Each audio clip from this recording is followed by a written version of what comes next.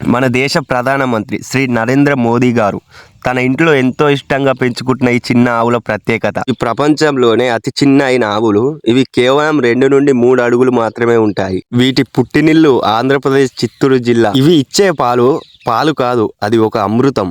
వీటి నుంచి వచ్చే పాలు స్వచ్ఛమైన ఏటు మిల్క్. వీటి పాలలో 8% దాకా వెన్న శాతం ఉంటుంది. మన 7 కొండల వెంకన్న స్వామి, అదే మన తిరుమల తిరుపతి దేవస్థానంలో ఉన్న శ్రీ వెంకటేశ్వర స్వామి గారికి ఈ పుంగనూరు ఆవు పాలతోనే నెయ్యి నైవేద్యం అభిషేకం చేస్తారు. ఈ పుంగనూరు గోవులకున్న మంచి విశిష్టత ఇది. పాలు తాగితే రోగనిరోధక శక్తి పెరుగుతుంది, అలాగే ఆరోగ్యంగా ఉంటాము. గుండెపోటులు అలాంటి సమస్యలు రాకుండా అడ్డుపడతాయి. ఈ గోవులు మనుషులతో కలిసిపోయినట్టు అంత మంచిగా ఉంటాయి. మనుషులతోని ఆయుర్వేద మందులలో వీటి పాలనే ఉపయోగిస్తారు. తక్కువ ఖర్చుతో పెంచుకోగలిగే ఈ అద్భుతమైన ఆవు జాతిని మనం కాపాడుకుందాం.